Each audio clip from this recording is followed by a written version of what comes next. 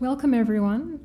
My name is Jacqueline Tyrrell. I'm a doctoral researcher at the University of Sydney, and I also work for the Henry Halloran Urban and Regional Research Initiative.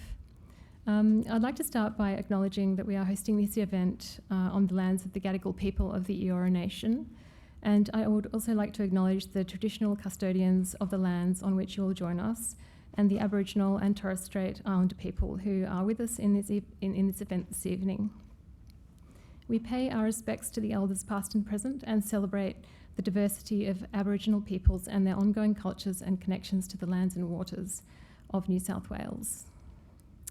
The Henry Halloran Urban and Regional Research Initiative is a university-wide research centre focused on cities and regions, dedicated to evidence-based research and dialogue between researchers, industry and the wider community.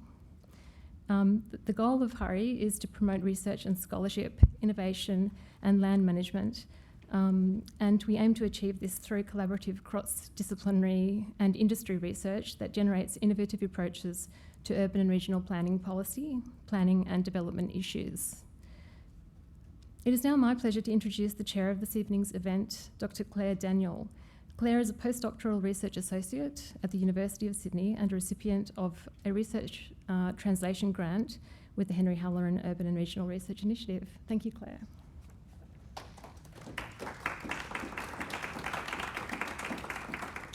Hello, everyone. I'm very pleased to welcome you to this session today on civic urban technology. And I was delighted when Nicole asked me to help convene this evening's session, as I think it's going to be super interesting. And as you are all here, I presume that you think it will be super interesting too. So I'm an urban planner and a technologist with a professional background in local government, consulting, and research. And I'm currently doing postdoctoral research on AI and urban governance at the University of Sydney. I've, over the past decade, immersed myself in data, technology, and planning, and really with the goal of learning as much as I can about how to harness data and technology to help improve professional planning practice, based on my experiences working in these different institutions. However, the more I've learned, the more I've questioned the simple story that planners, and particularly those working in government institutions, are just behind the times when it comes to technology and data. And the more I question the simple story that if government just made more of its data open, that magically everything will be better. Which is personally quite inconvenient because this simple story was quite a safe place from which to successfully obtain scholarship funding. But unfortunately, the world turns out to be a bigger and far more political kind of place, and especially when it comes to housing, development, and urban planning. There's a lot of money tied up in property and many actors and interests much larger than our local government institutions. On top of this, the phenomena of platformisation of the once presumed to be open internet has a tendency to centralise access to data and information that is needed for good research and governance of our cities into the hands of only a few. And so, tonight we hear from three people immersed in the world of civic urban technology. These are technology initiatives by citizens and civil society organisations looking to address imbalances in data and information for a social cause. Whatever part of the technology and data or urban planning and property development landscape that you are coming from today, I hope this session provides food for thought and inspires you to take steps towards ensuring that our data ecosystems and the technologies that we employ to govern our cities are achieving just and caring outcomes for the people that live in them. So, without further ado, just a little bit of an overview of this evening. We will first hear from Murray Cox and Aline, and they'll be giving our keynote. Murray is one of the world's leading figures in civic tech, whose work has fundamentally reshaped how cities understand and regulate short-term rentals. And Aline is an architect and urbanist with a PhD and master's degree in urbanism and a specialization in urban sociology, Her doctoral research examined how short-term rental capital circulates through labour, land, rent economies in the periphery of global capitalism, focusing on Airbnb in Rio de Janeiro. So Murray and Aline will be present their recently released Inside Airbnb data project, The Threat of Short-Term Rentals to Housing, which draws on data from 224 countries and territories and map datasets covering 165 cities and regions to examine the impacts of short-term rentals on housing systems. We will then hear from two of our kind of local scholars in this space. Jack Moon is a researcher working in data science and housing policy. He brings over a decade of experience in teaching and research at the university, in the university setting, and his work on housing justice. And he's also at the Tenants Union of New South Wales as in a role as data and research coordinator. And that involves analysing and synthesising a variety of data streams to guide the organisation's policy, advocacy and community education work. And our final respondent will be Danielle Hines from the University of Sydney. Dr. Hines is a social researcher focused on data justice, housing and urban inequality. She has recently joined the University of Sydney after a time at Maynooth University in Ireland, where she worked on the Data Stories project, paying critical attention on the underlying evidence base for planning and property activity in partnership with a number of civil society organisations. Okay, so we'll first get Marialine up to give the keynote, and then we'll have a short response from both Jack and then Danielle, and then a panel session. All right, welcome, Mari.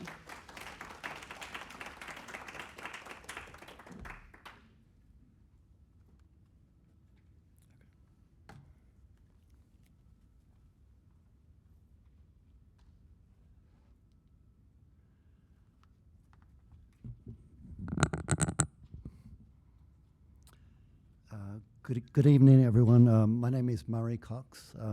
Thank you for the opportunity to be part of this event about data activism and housing justice. I'm the founder of a data activist project called Inside Airbnb, which started collecting data in 2014. Data activism involves collecting or unlocking data and putting it to a use that benefits the public. In our case, we collect data from Airbnb, a global platform that intersects with tourism and impacts residential housing markets around the world. Our project, Inside Airbnb, is a data platform, but it also creates connections, shares knowledge and experience with policymakers, government administrators, researchers, journalists, community groups, activists, and the public.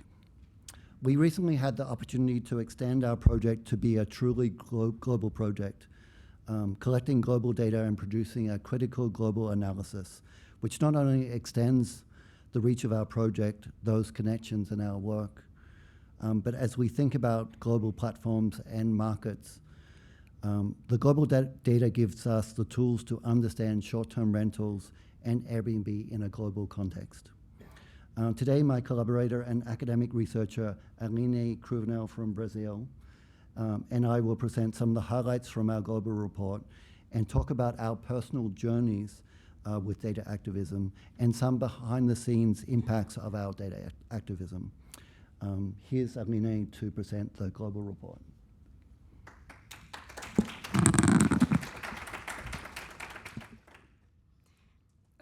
Thank you for the introduction. I will start explaining how we organize the report.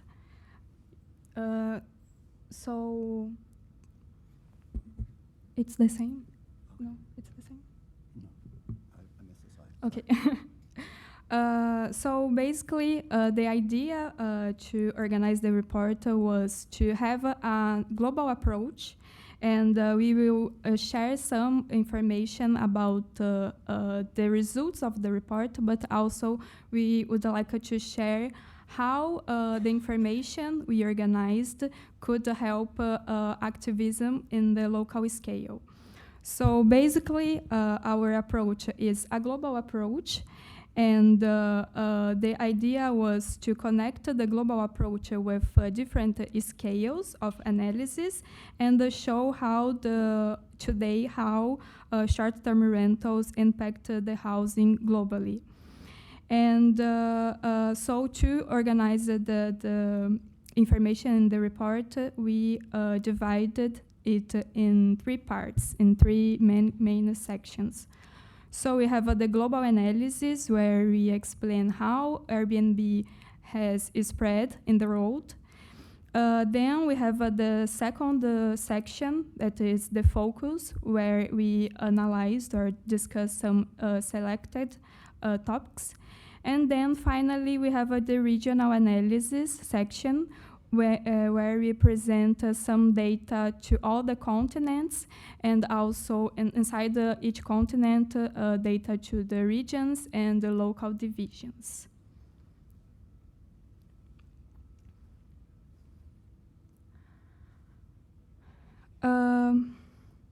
So here we have the global map with the distribution of listings in the world. Basically, today, Airbnb is operating in 97% of all the countries and the territories we analyzed in the report. And this happens with or through a network of 8.3 million of listings. From these listings, 6.8 million are entire homes, and 5.2 million are multi-listings, that are listings managed by hosts with more than one listing. And this network is also composed of 4.2 million hosts. We also elaborated some global and continental indicators. So here we have some charts showing the listings per continent. In the global scale, we have Europe and the Americas as the biggest, or with the largest number of listings. And when we analyzed the number of listings per population, we have Europe, Oceania, and Europe.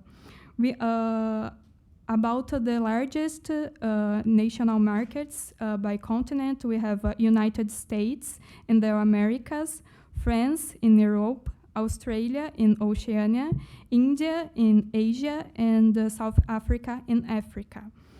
And we analyzed the data considering the absolute numbers. So here we have the Australia as the number 10 in the global list, in the global table. And we also analyzed the data relative to the population. So we discovered, or we showed, that the impacts of short-term rentals can be evaluated by the number, or the absolute number of listings, but also we need to consider the impacts in the smaller countries, like for example, in the islands or in the Caribbean islands. In our approach, we analyzed this network as a global network composed of hosts and co-hosts, and these hosts and the co-hosts make available the listings in the platform that are basically the housing. And then with this housing, they can connect with the guests that are the largest part of this network. And with this, Airbnb operates as a digital platform and connects local housing markets to global tourism flows. And with this, Airbnb expands and consolidates across cities and reinforces and accelerates process like touristification, neighborhood change, and the gentrification. So basically, the idea is to show that we have local problems, local issues in many cities, but all these local issues are connected in the same global network.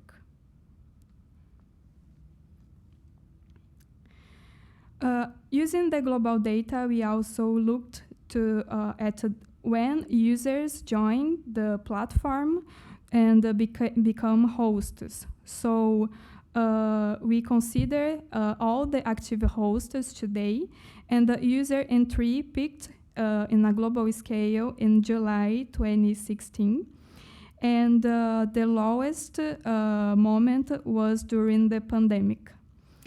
And considering the conversion of a host or of users to hosts in the last years, in the last 5 years, this conversion is increasing.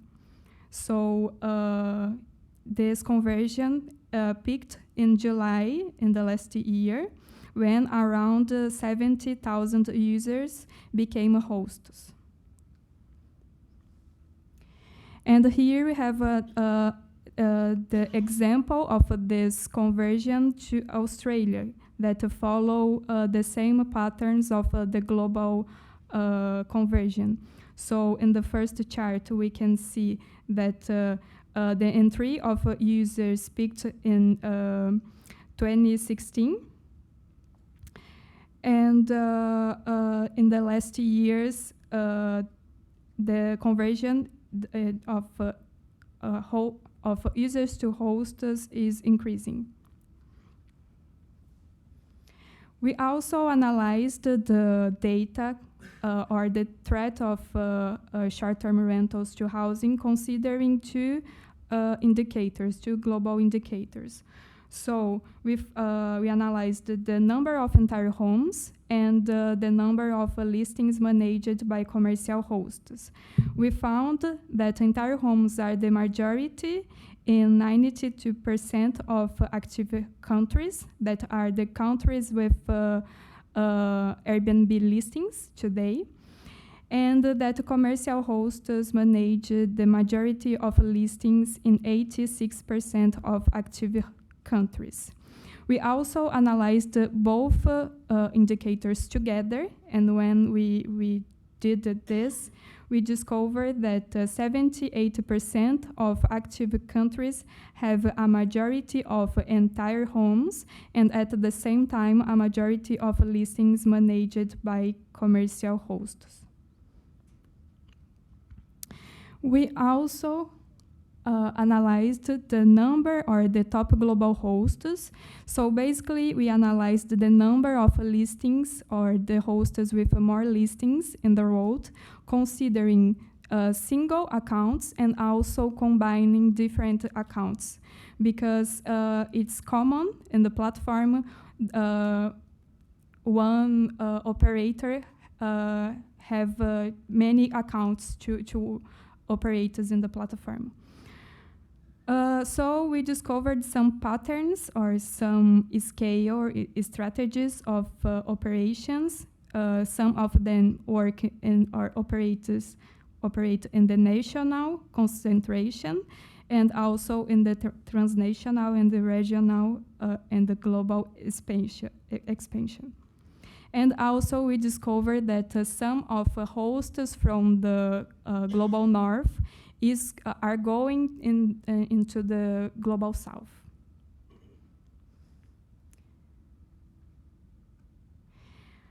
Here we have some maps that show this. So we mapped some examples in the national scale. So we have examples from US and France, and also other operators operating in a regional scale, like Holiday in Europe, and also in the global scale. We also analyzed the impacts on the global south, and we discussed how Airbnb consolidates and creates unequal flows of resources, investment, and people, and how these flows are shaped by external demand by external demand. And we discuss how this reinforces and deepens existing inequalities. In the report, we also show some new data. For example, we discovered that the largest local concentration of listings in the road is in the Global South, in the city of Rio de Janeiro. And we also shared new data about cities in the Global South.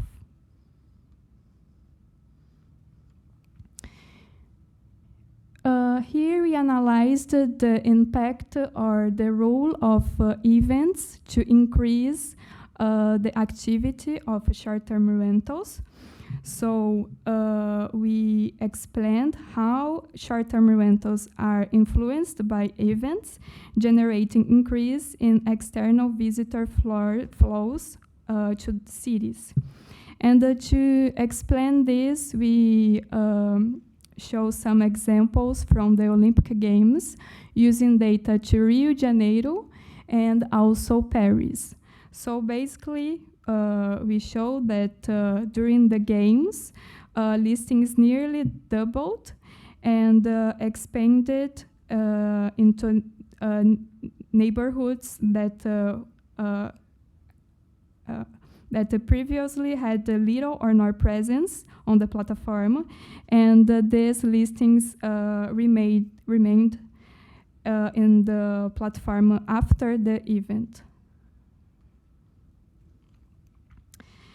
And we also analyzed the short-term rentals impacts in occupied and disputed territories. So Airbnb operates in at least 33 disputed areas with over 50,000 listings, and more than 10,000 are concentrated in the most active areas, including Palestine.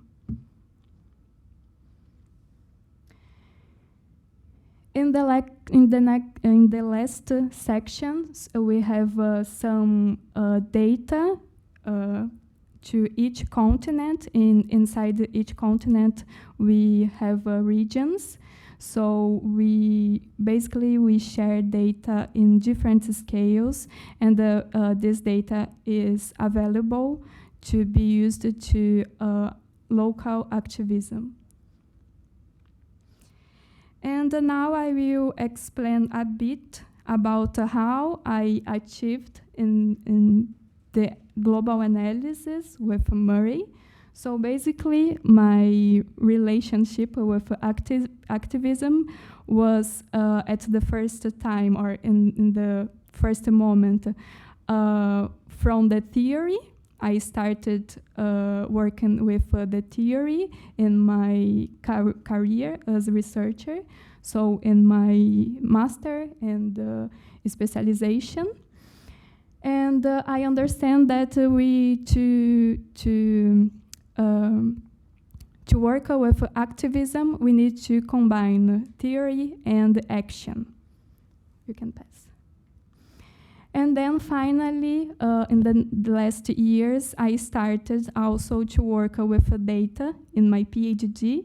And in the last year, I started to collaborate with Inside Airbnb. And now I have some results of this in my thesis and also in the global report. And other activity I am doing now is trying to share more about, or to share more,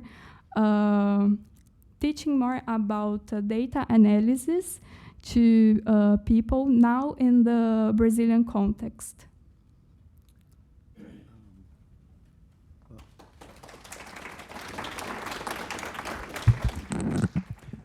Thank you, Aline. So now I'm going to talk for about 10 minutes about where the data came from, how the project started, just to tie the global report back to data activism and tied together to the work of the other speakers tonight. The Inside Airbnb project started that date should be 2014. In 2014, I'm originally from Sydney, but 18 years ago I moved to New York City. In 2014, I was helping some local groups run a summer camp on gentrification in Brooklyn. And so we're using maps and statistics to talk about the housing pressures, the changes in the neighborhood. And this was just before I started the project. Some other projects that I was involved with, this is a project called 596 Acres in New York City, and it maps all the public vacant land, and it helps communities organize around the public lots to create things like community gardens. And so I was helping photograph some of the community gardens. There were also some other people that were collecting data on Airbnb. This is a Canadian data activist called Tom Slee. He was using Google Maps to map Airbnb. So I wrote some code and I started collecting data on my own neighborhood in Brooklyn. And it showed that there were thousands of listings, a lot of entire apartments being taken off the market through Airbnb. Some people had multiple listings. So I knew there was a story there, but I had the data in spreadsheets. But I figured out I needed to build a website, create some maps, make the data downloadable. And so in February 2015, I released Inside Airbnb New York City. And that was closely followed off with Inside Airbnb Sydney, San Francisco, Barcelona, Paris. Cities started using my data, like the city of San Francisco started using my data without even discussing it with me, which was fine, but they wrote some policy briefs using my data, analyzing some of the regulations they were considering. So as I think about impact of the project, we already started to have immediate impact. Journalists were using our data, policymakers were using our data. At the end of the first year, we decided to write a report, and I partnered with that other data activist, Tom Slee, and we were looking at the data in New York City, and we noticed that Airbnb had been manipulating their host community, removing some of the commercial operators before they released a major report, so they were hiding some of the commercial activity. And so we caught them, we wrote a report about it. And this is a quote from the mayor of New York City about our report that we wrote, saying that it was unacceptable for Airbnb to be doing that. So we're starting to implement not just the policymakers, but the leaders of the city, showing how this activity, how some of the platform Airbnb was operating in the city, being dishonest with the data. So it's another impact that we had early on. Another impact, when I was originally looking at the data, instead of dots on the map, I was putting faces on a map. And this is in a picture of the map in a black neighborhood in New York City, in Brooklyn. So most of the dots on the map are not black faces of Airbnb hosts.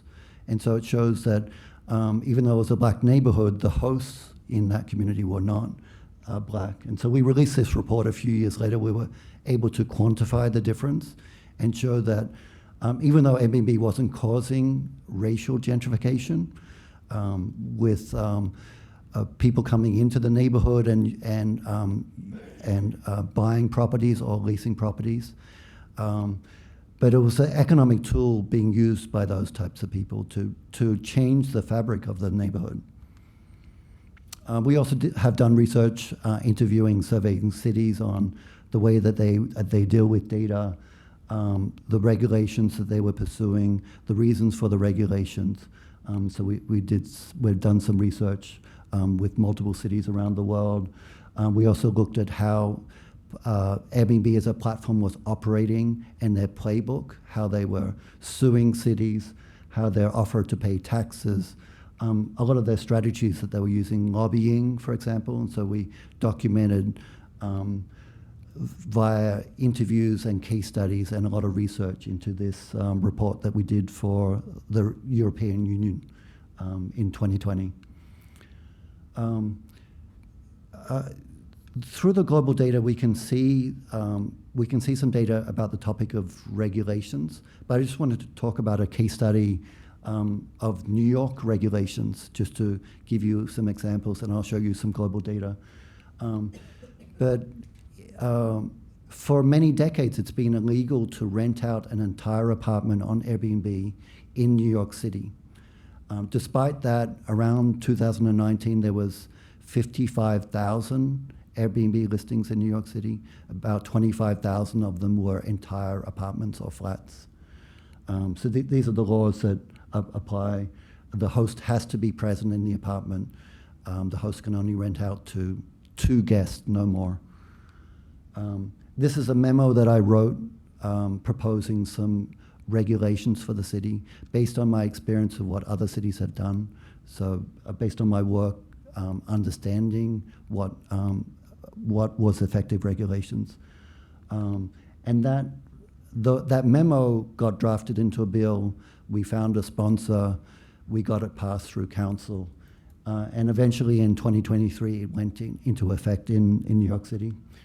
And here you can see the chart of the entire home Airbnb listings. You can see a big crest around 2019 before COVID, where there's 25,000. There's a drop because of COVID and some other regulations. But today there's less than 5,000 Airbnb listings in New York City. So going from 55,000 to less than 5,000 because of effective regulations. And all along the way, we're tracking the data to show these impacts. As we look at the world, we can see evidence of regulations by systems like license and registration systems. We can see that in the data. But the majority of countries in the world do not have regulations. So we only found the majority of Airbnb listings having some type of license or registration system that shows some type of regulations in 16 out of 218 countries. And the majority of Airbnb, of countries around the world have no regulation. This is a table of all the countries in the world. You can see Australia is at number 17 in terms of regulations. If we think about the regulations in New South Wales, where we are, they do have a mandatory registration system here. But in order to get on the registration system, in much of the state, there's no restrictions. In some places, like in Greater Sydney, there are yearly caps, but no one's really monitoring the caps. You can claim exemptions. And not get a registration number because of different reasons, without actually providing any evidence. And that's different from other places in the world that have effectively regulated short-term rentals.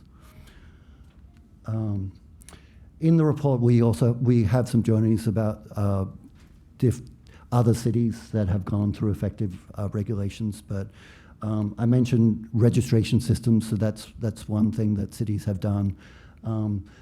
Primary residence requirements, so you can't rent out an investment property on short-term rent on Airbnb.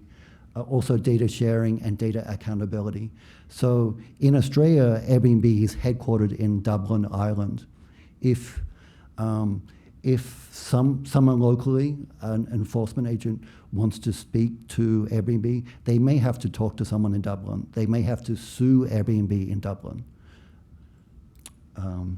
But the report has more information about regulations. This is just a journey of the project through the years as we've collected more data. We've had a greater data coverage over the last 11 years. And then we also get cited by academic researchers. But thank you for the opportunity for me to showcase our work.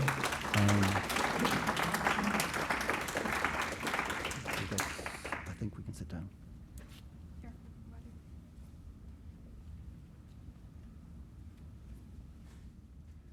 Thank you so much, Murray and Aline. And I'm sure there'll be plenty of time for discussion in just a second. But before we get to that, I would like to welcome Jack Moon up to the podium. And Jack. Thanks, Claire.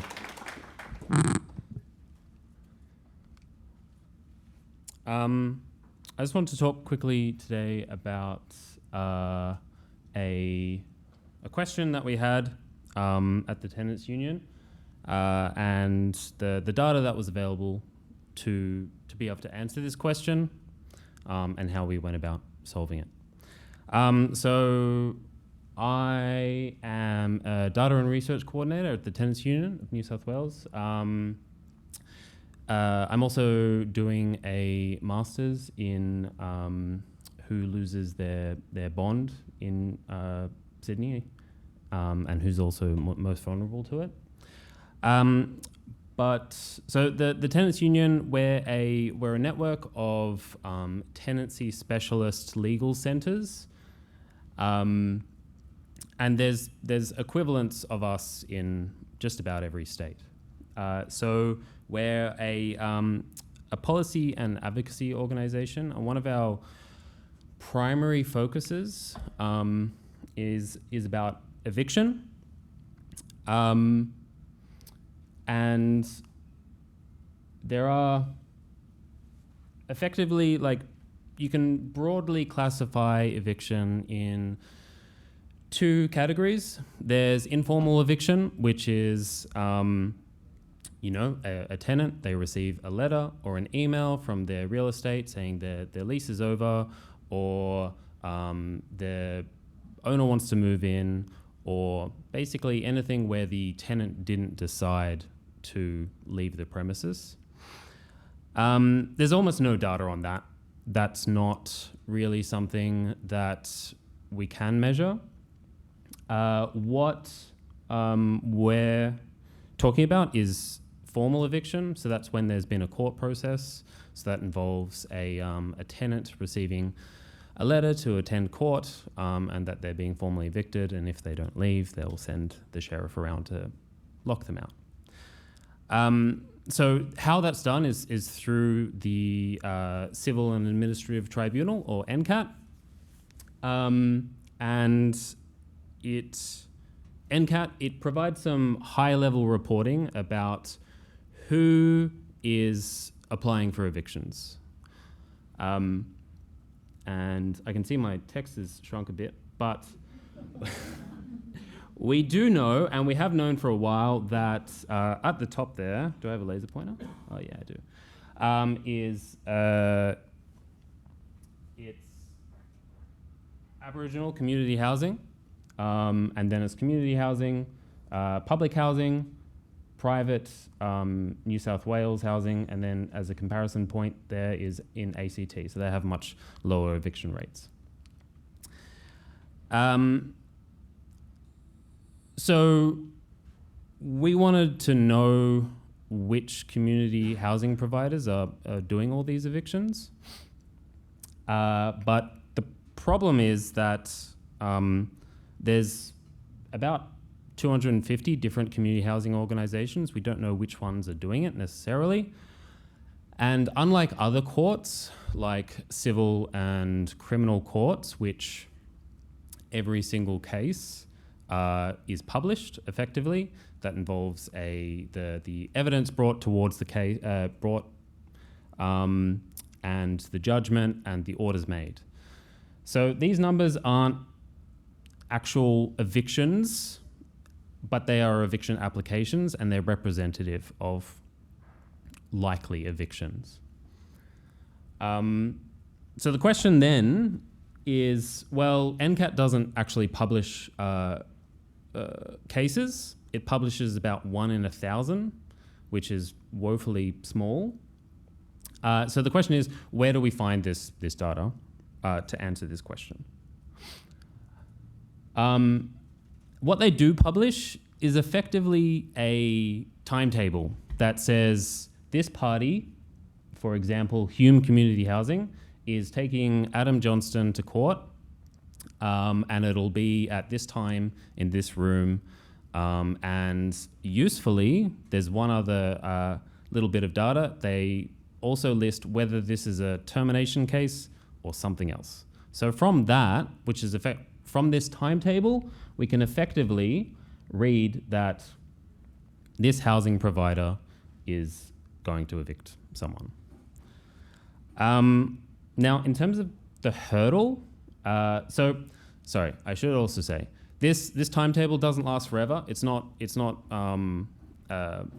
publicly available through all of history. So luckily we have been, at the Tenants Union, we've been scraping this data for about a decade now, and we have a huge category, a huge data set on all the case names and what the, or it's not much more than just the case names. But you and I can read that and recognize that that is a community housing provider. The problem with this is there's a lot of it. So we have about 500,000, I think, case names, and there's about 400 new cases every day. The data team at Tenants Union is just myself, so we don't have a huge amount of resources to be able to answer these questions. And also, this is all sort of user input data. So there is no regulation about how an organization spells its name. So at the bottom there is just a number of different variations on how Hume Community Housing will identify itself. So essentially, once you match one name with one community housing provider, you're not guaranteed that that's going to match in the future and that they're going to spell their name correctly in the future either. So how do we solve this? Well, how we solved it was effectively we built a classification model. I won't go into too many details. But what it does is it takes the names, the words in the case names, and it guesses that this is likely Hume Community Housing, or more importantly, it gets rid of all the noise, because there's about 10% of the total caseloads that are actually social housing. Those are the ones that we care about. Those are the most vulnerable tenants that we want to see policy change and behavior change from these community housing providers. And we don't care about all the commercial problems where someone's suing their plumber. So one other thing I should say is all this does is minimizes the amount of manual work that I need to do. It just produces a prediction of each, it reads New South Wales, what's it called now? Land and Housing Corporation, which is the public housing provider, and then guesses that's probably Homes New South Wales. Or it sees Hume Housing Fairfield and guesses that that's Hume Community Housing. I then go through and manually match it, so I'm not working on any predictions, but it just makes everything much easier. So then what we now have is a data set of who are the community housing providers that are actually evicting at these really high rates. And what we found is it's really just a small number of really large providers with just dreadful practices. And as an advocacy organization with very limited resources, this is really useful to us because now we can go to those organizations, present this evidence, and start to ask questions and start to hopefully bring about some policy change, some behavior change to see these eviction numbers start to drop. And we can keep tracking this over time. So we can see that they haven't always evicted at these really huge rates. So something's changed. At the top there is, what do I have? Homes North, which is the largest evictor. They started out, 10 years ago, they weren't evicting at such a high rate. What's changed? And the same with Aboriginal housing. They started out not evicting, and now they've really ramped up.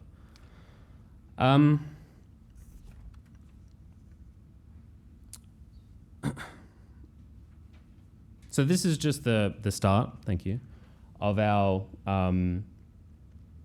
project. We're hoping that this data set brings about some positive change and that we can approach all these organizations. in the name, one last thing I want to mention. In the name of this being a tool for transparency and for this being open, we have actually made this project, so the scraper and the model, we've made it all public.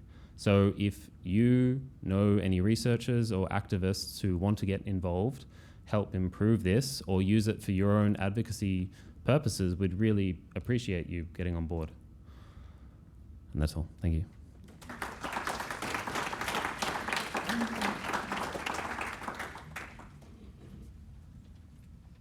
Okay, thank you, Jack. And I'm sure, hopefully, that even the non-tech people in the room can appreciate kind of the labor that goes into these kinds of initiatives and the workarounds that are required to get this kind of information. Our last speaker for tonight, I would like to invite Dr. Danielle Hines to come up and present on her work, particularly in Ireland. Yep.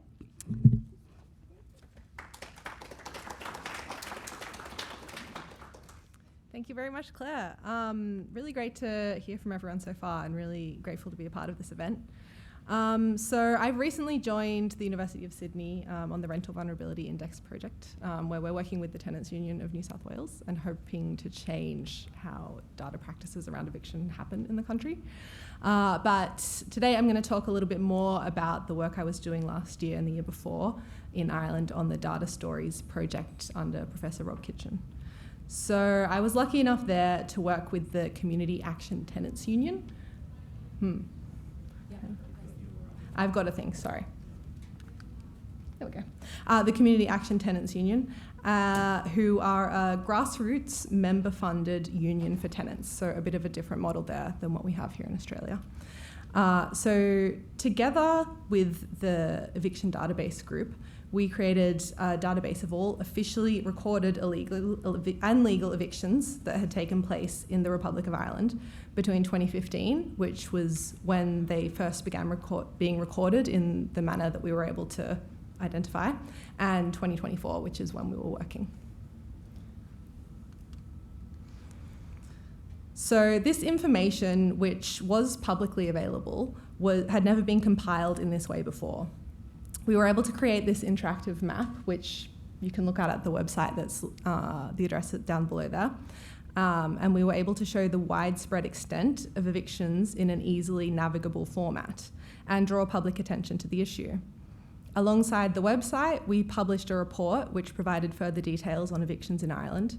And following the launch, we were invited by TD Rory Hearn, which is the equivalent of an MP in Ireland, to speak at the Dáil, which is the Irish Parliament. And we presented the research to members there. In the report, we drew attention to the number of clauses that allowed tenants to be evicted for no fault of their own, including so that a member of a family of the landlord could move in, which in the report we dubbed nepo evictions, the landlord selling, dubbed sell evictions, or undertaking renovations, which are rent evictions. So we highlighted to the officially recorded cases that demonstrated the impact this has on tenants. And as Jack mentioned, many, many evictions are not officially recorded in any way. If a tenant gets a notice to leave and then leaves, it won't appear in this data. So, but those that are officially recorded do, in the Irish context, there is a lot of, every single case has some information publicly made available, and it provided some detail on the impact that these kinds of evictions have. And that the onus of proving if the landlord had done something wrong, so say he said, I'm going to renovate my place, you've got to go, and then just rented it out at a higher rate, is left to the tenant, and that it is extremely difficult to prove. So there's a picture of the report that we published and copies of it at the launch.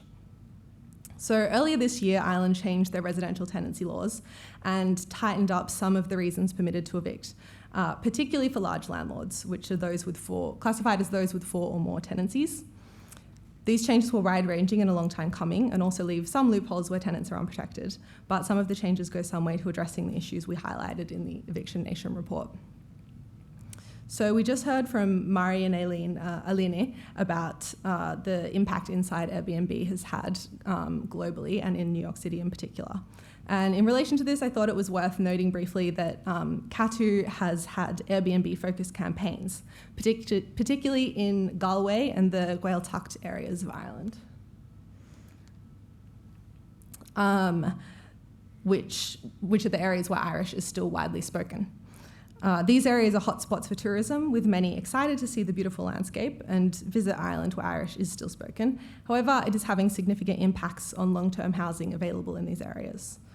And just noting, I wasn't directly involved in these campaigns, but data provided by Inside Airbnb is supporting them, and have shown an 88.1% increase in short-term lets in the Gaeltacht between 2019 and 2025. The campaign is calling on individuals to report illegal short-term lets, cap the number of short-term lets permitted in the area, and for proper enforcement of existing legislation. And this sign on the right-hand side says in Irish, Lettermore, so the area, and then houses available on Airbnb, 25, and daft.ie, which is like the Irish equivalent of realestate.com.au, 0. So both of these kind of cases, as well as the work that Jack spoke about, shows the essential element the data can play in activist work. It provides evidence to the extent of the problem, and it details how it is continuing to evolve. This is true also for the eviction database, which I'll now briefly overview some of the data that we were working with. So in Ireland, eviction data is published by the Residential Tenancy Board, somewhat like NCAT here in New South Wales. The RTB conducts mediation, adjudication, and tribunals between landlords and tenants.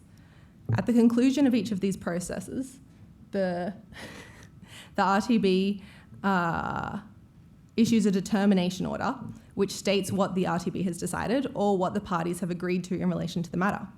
In the case of tribunals, the RTB also publishes a detailed tribunal report.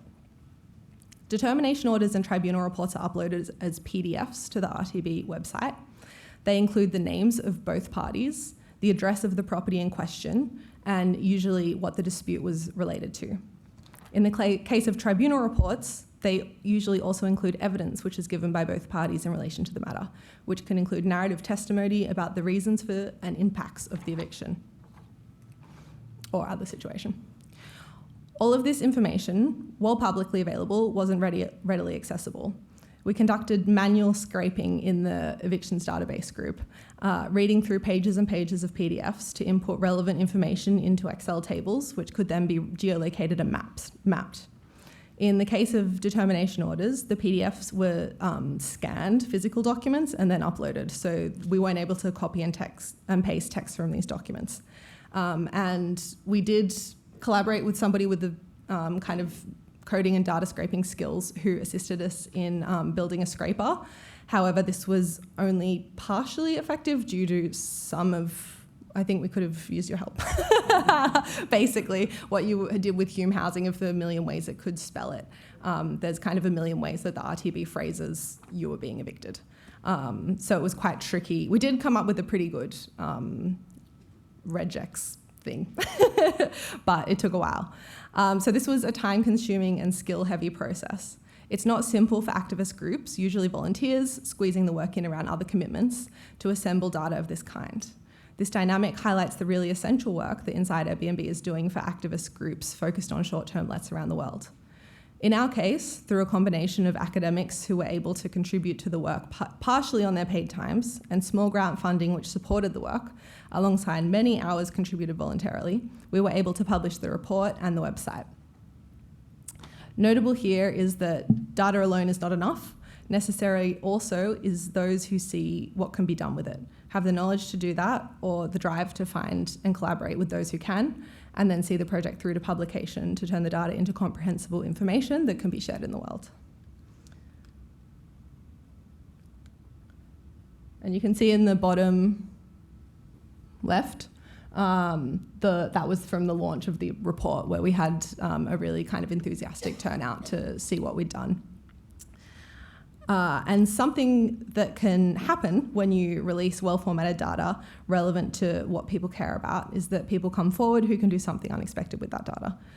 So this happened to us.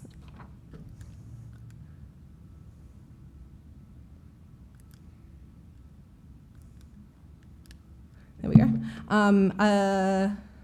Data visualization expert Rudy O'Reilly-Meehan got in contact about creating a visualization with the data and kind of collaborated with the group to create a simple but effective game dubbed Snakes and Landlords that showcased some of what we had assembled in a quick and digestible format. And so this was after we published the website with a medium amount of fanfare on our social media, and he'd come across it and just seen the kind of data we'd assembled and said, I really want to do something with this, and created this game, which you can play if you'd like. And I think I will leave it there, but maybe say that a key point is that data alone, as Claire kind of opened with at the beginning, isn't enough to change things, that you also need people that can do something with it and people who are going to listen to you. Thank you.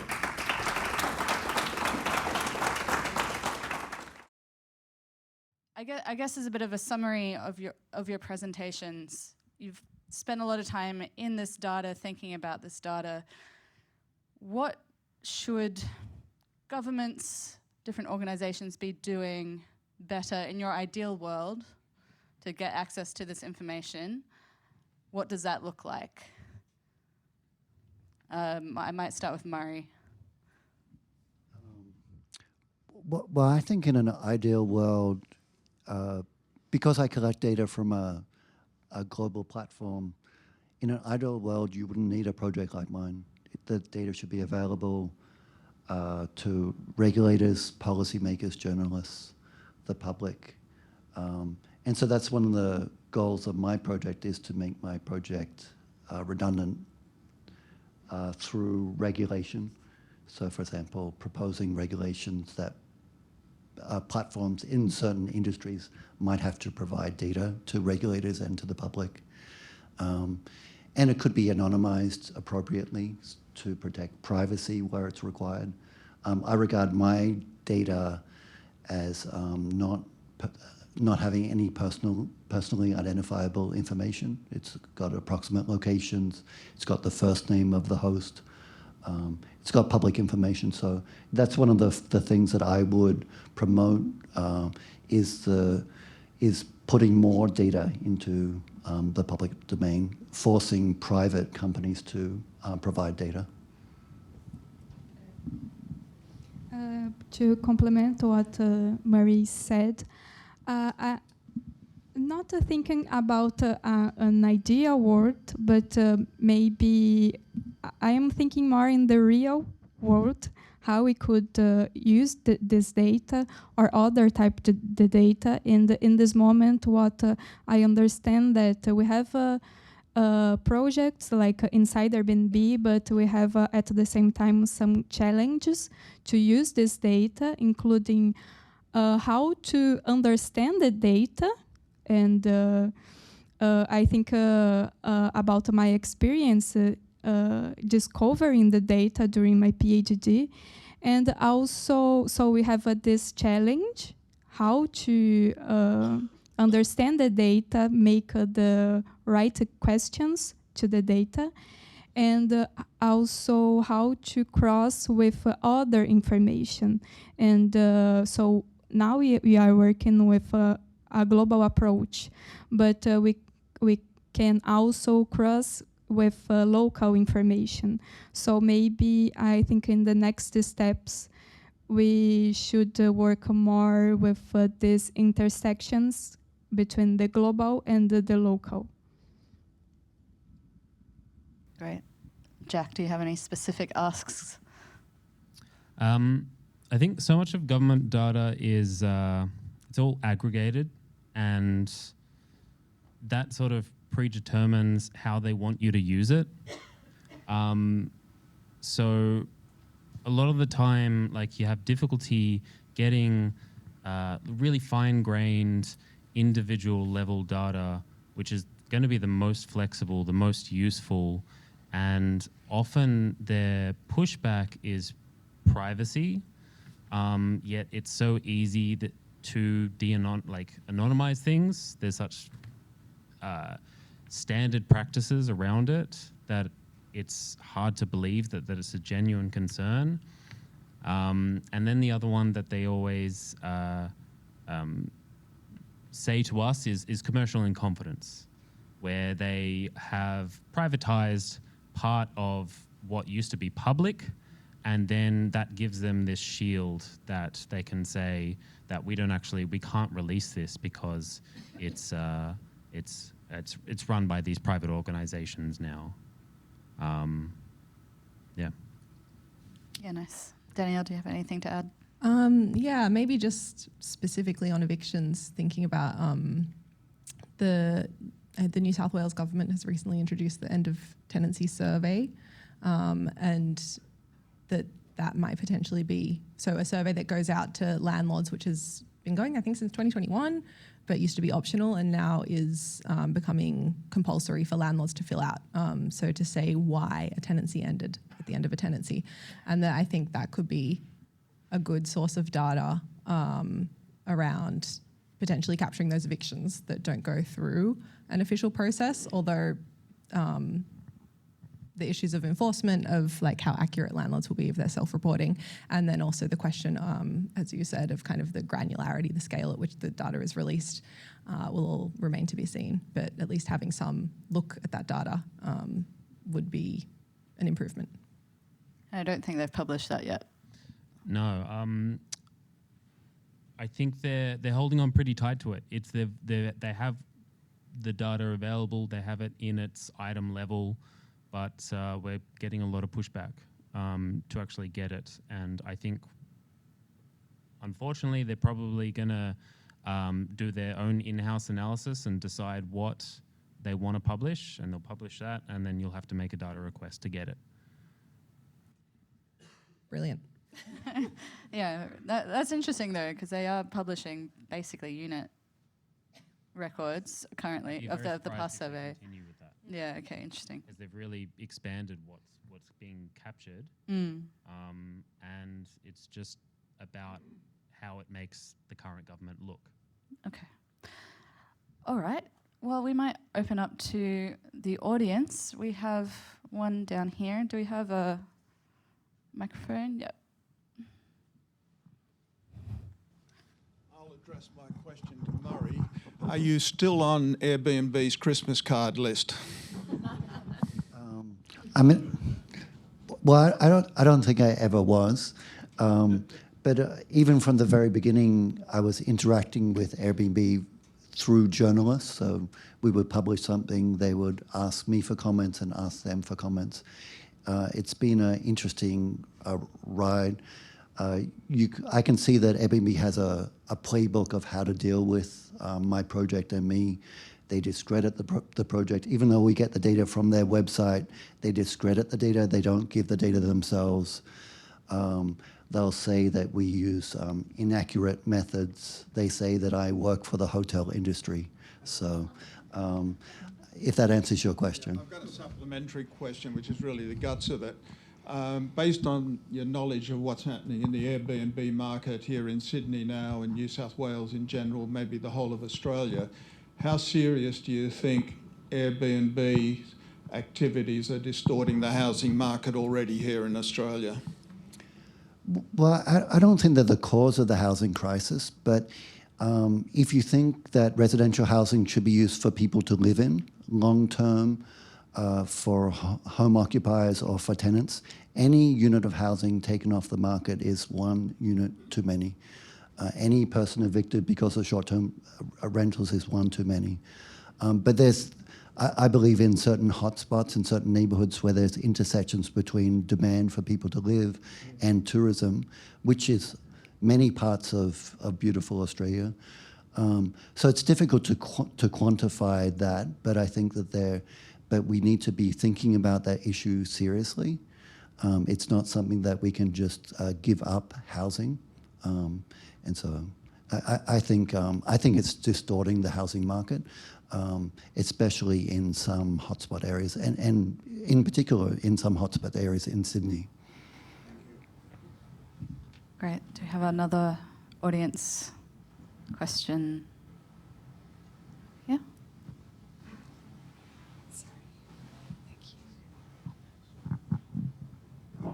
Thank you. So your data is dependent on scraping websites that don't provide that data to you honestly. How much trust can you place in the data that you are relying on to prove things? And if there's any ways to, for instance, look at a data and kind of, I don't really know how to phrase it, but like kind of consider like a confounding kind of results or entries, or how do you essentially, because obviously the data's not clean in some instances and it takes a lot of effort to get there. How can you manage risks such as bad entry and other factors that might kind of distort or underplay issues? I mean, Jack, you went through a little bit of that in your presentation. Yeah. I mean, at the end of the day, you need to do some level of manual check to make sure it makes sense. I think I need to think about it for a little bit longer. I might see if anyone else. I mean, I've done some scraping of property data. So one policy could be that in court documents that you enter some type of, when it involves, let's say, a company that's being involved, you could put the tax ID or the corporate ID for the company. You could do that for title records. And so there is a lot of dirty data. I scrape the data directly from the platform, but the users can sometimes enter incorrect data. But with a lot of government data, especially when you're dealing with clerks, whether they're law clerks, whether they're property clerks, they're going to enter completely different information. And as a data analyst, that's one of the hardest topics. And so I think there could be more work from a regulatory level, because it would be easy to standardize formats, ways of entering it, using IDs to identify entities that that you might want to analyze. Yeah, I could say in the Irish context that for the illegal evictions, that was fully manual scraping. So we looked through every record that was tagged as a termination case. So it is a possibility we could have missed some that weren't tagged correctly. But then we read through, because there was no consistent wording about how they phrased that it was an illegal eviction.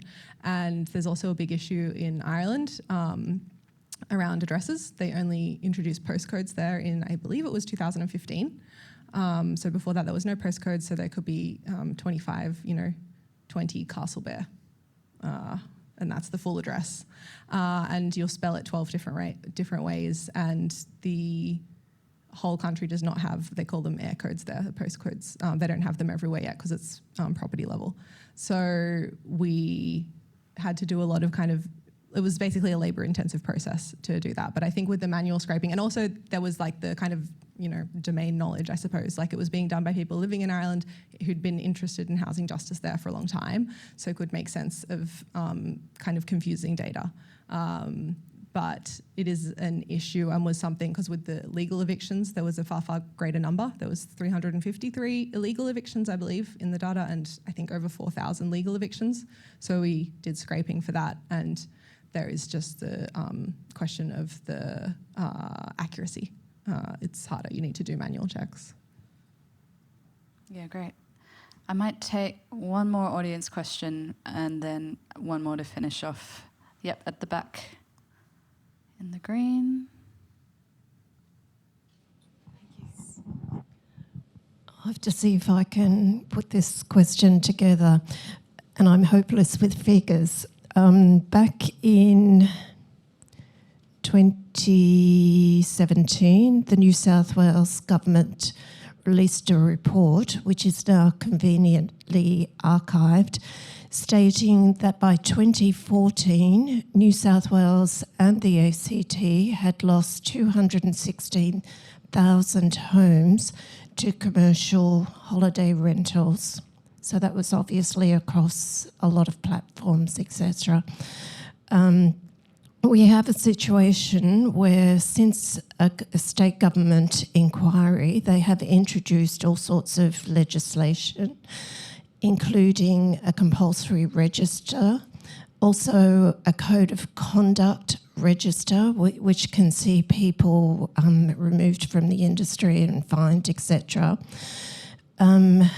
As far as that code of conduct, I can't see that there's ever been a single corporation or individual listed on that.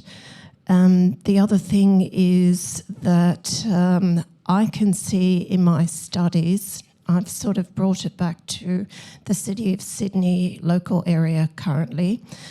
We've got commercial landlords which will operate under different host identifications.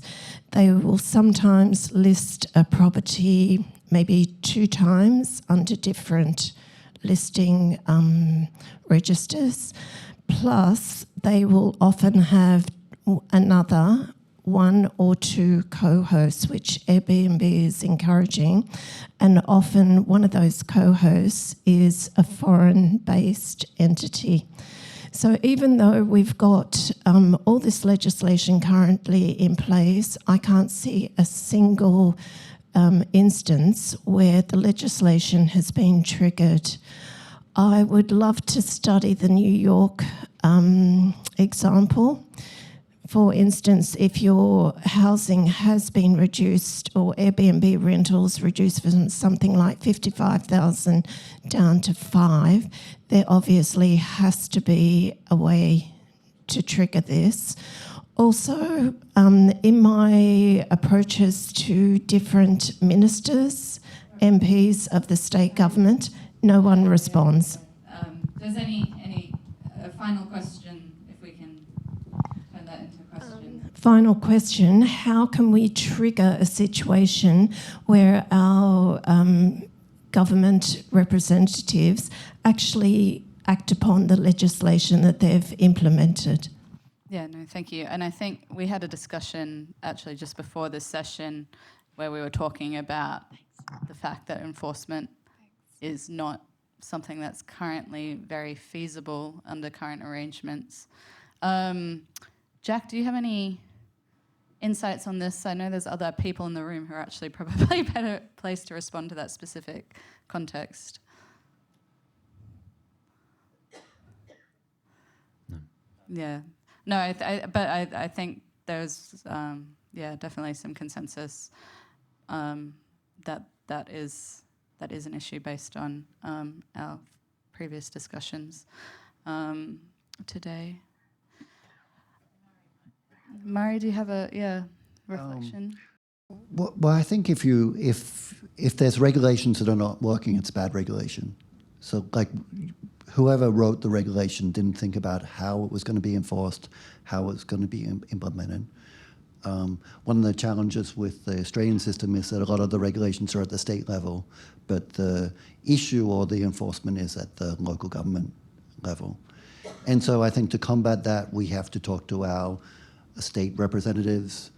The local governments need to band together to force the state agencies to do their job, if it's a matter of doing their job, or to promote better regulation. So I think that there's things that citizens can do, shine light on the issue, care about the issue, and also not to promote efficient regulation, but to promote regulation that works. Yeah, nice. So I think one thing on enforcement, like with the new grounds for termination, there was like a weakening of what they'd originally proposed for what you were calling renoviction, and there's no burden of proof on the landlord to to prove that they are significantly renovating their property. Now, I'm aware that the Rental Commission is hoping to do some enforcement, but this involves, checking that a property which was listed for terminating a tenant, if it's re-entered onto one of those domain rent.com or domain sites. So they have to do all this extra work to try and do enforcement, which they're not probably resourced well enough to do. But if instead they had written good, effective legislation and asked for the landlord to provide some evidence that they are doing significant renovations to make a property livable, then they would circumvent having to do all this extra work, which they're, again, likely not going to do. Yeah, nice. Okay. Just finish off. I have a final question, but also feel free to just provide your final thoughts of anything you haven't had a chance to say. But something that I'm curious about in this space is that civic tech projects are often run on minimal funding, on volunteer labour. And how do you kind of choose and shape your efforts to achieve maximum impact? And for, people who are inspired by the work you've done today, what lessons have you learnt? How could they be more effective? Those kinds of things. Might start, just go down the line. Well, I've been running a project for 11 years that I never thought beyond a few months. And so it was a volunteer project, it was a personal project. And eventually I had people come saying, you need to continue the project. I had supporters like Nicole, who was on my advisory board for some time, helped me figure out how to fund the project and sustain the project. And so I think if you have a good project and you want, and it needs to be continued, or then you'll find ways. Also, I think that there should not be such a thing as free data. If people are laboring to produce the data, if it's not just in the public domain already, how does it get into the public domain? How do we support the people that are creating the data? Maybe some people should pay for the data, or they should make donations, or there should be people funding our work. And maybe there are institutions that are funding that too, academic institutions. Okay, so I will share about my experience with Inside Airbnb. I think it's more in we are trying to do this now. We have a plan, but we also need to consider the circumstances of the moment. So sometimes it is more about to try to connect with people and understand what each one is doing, and try to work together more than have a big plan and try to do in a perfect way. Yeah, I think some similar reflections there, that I think what worked really well about the Katu case was starting with something that people already really cared about, a few people, like the problem of evictions, and then finding out what data is available and what you can do with it. So for people who are inspired to do something similar, I think it would be like thinking about what do we care about and what information is there that we can do something with that. And then the other thing that I think was so important and is so challenging is continuing the momentum. So I think what you've done doing this for 11 years is incredible. And I think what you said about people should pay for the data is interesting. And because this is all of the data that we were drawing from is still being released, but that was like a one-off project that is now done. And I think figuring out how to keep things going is a big question that is important. I think, opening it up and putting in the investment into, making these projects accessible to people who care but might not necessarily have like the technical skills to engage with it. The project that I'm doing, we made the labeling sheet accessible to all our caseworkers who have that long history of knowing all these community housing providers, and they are able to go through it and identify, for example, that St. Vincent de Paul changed its name in 2015 to Amelie Housing, and now I don't have that long history of knowledge, but they can bring that, and if you make it accessible, they can contribute because they want to see this change.